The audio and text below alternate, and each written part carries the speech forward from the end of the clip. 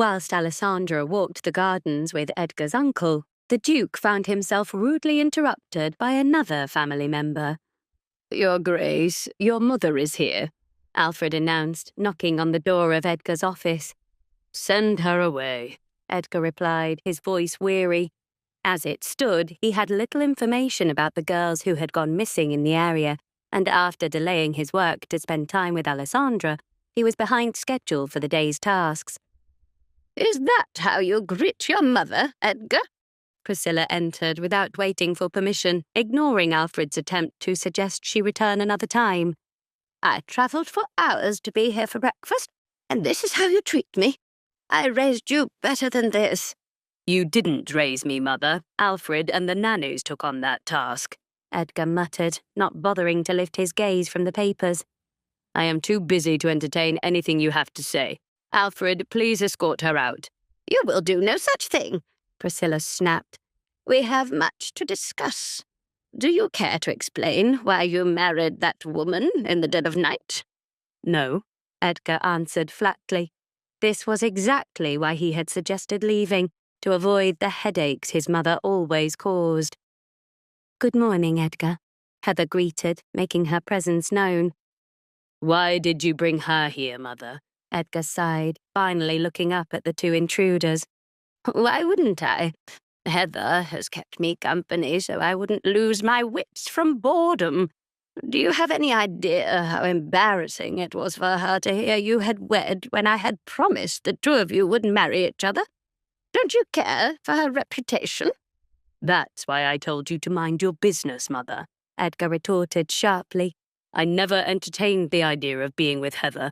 Even if I had not married recently, there would be no chance for her.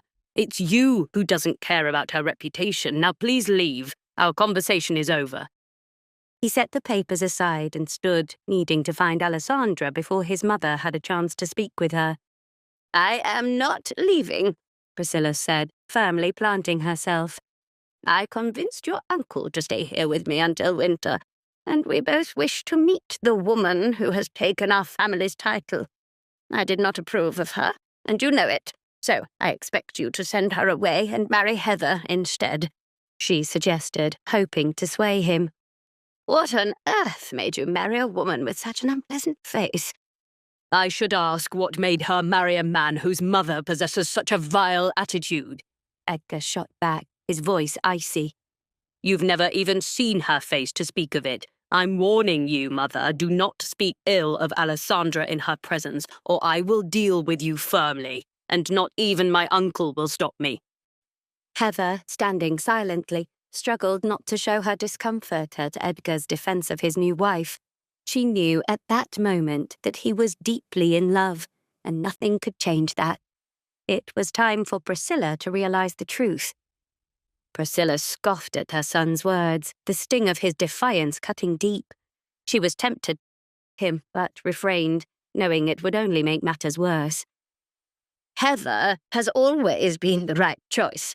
She has spent her life preparing for the role as Duchess of Lockwood, but now some woman with a scandalous reputation has taken it.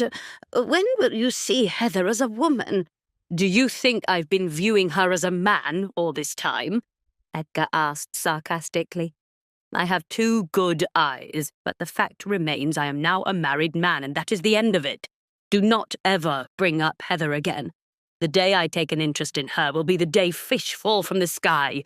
Leave," he said, directing his words solely at Heather. Priscilla's grip on Heather's hand tightened, unwilling to let the young woman leave. "She is not going anywhere. I am her guardian, and she will go where I go." "Fine by me, as I want both of you gone," Edgar muttered. "I'm trying very hard not to be rude, but I will not stand by and let you mistreat my wife. Accept the fact that I'm married and leave." Edgar walked past his mother, Heather, and Alfred, heading out to find Alessandra.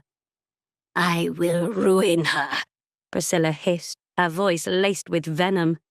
"I will not have that cursed girl as my daughter-in-law.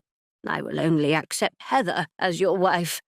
"If you try anything with Alessandra, you will lose your only child," Edgar replied, his voice cold as he continued walking. "You did this," Priscilla glared at Alfred, her words biting. It angered her that the butler had raised Edgar. She had been deeply involved in his life, spending countless years searching for the perfect wife to provide her with grandchildren. Yet the credit for the man he became always seemed to go to Alfred. "You turned him against me." Alfred remained silent, not responding to Priscilla's accusations. He had never spoken ill of her to Edgar, nor did he want to.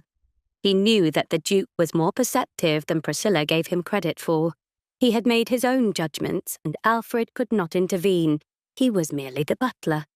He also knew his place in the household, and he would remain quiet while Priscilla plotted her next move.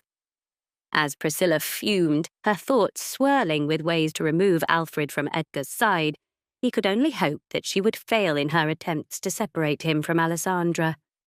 "Are we leaving, Lady Collins?" Heather's voice broke through the tension, her words hesitant. "Have you not been paying attention?" Priscilla snapped, her patience wearing thin. "We are not going anywhere until I meet the woman who has ensnared my son. Had I remained at Lockwood, I could have stopped this ridiculous union. We must follow Edgar, now."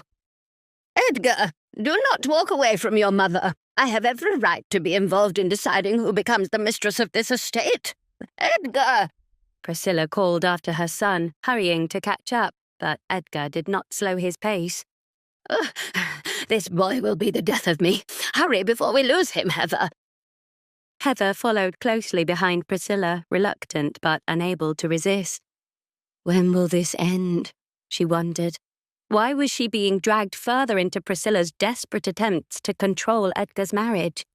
I have no desire to chase after a married man, yet I cannot defy Priscilla. The woman made it impossible for Heather to move on and seek another suitor. Why couldn't everyone simply accept that Edgar was now wed and indifferent to their opinions?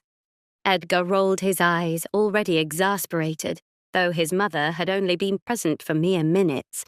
He was being unreasonably generous by not having her removed from the estate immediately, but first he needed to locate someone other than Alessandra. His uncle would never have allowed his mother to travel alone, which meant he was lurking somewhere. But Edgar wanted them both gone. They could remain in Lockwood past winter if they pleased, but he would not tolerate his mother in his home while she openly disrespected his wife. He refused to be like Desmond, who had stood idly by while others mistreated his daughter. "Where is the Duchess?" Edgar stopped a passing maid, noting he had not seen Alessandra since leaving their chambers. "At last I saw, Your Grace. The Duchess had gone outside to walk the grounds." "Very well, carry on," Edgar said, turning toward the gardens. If Alessandra was outside, there was a chance she had encountered his Uncle Percy. The man had an irritating habit of fleeing to the gardens whenever he visited. Wait, that's not the end. You've just had a free taste. Now get the full story on the Pocket FM app, link in description. Check out our next video and playlist, and don't forget to like, share, and subscribe.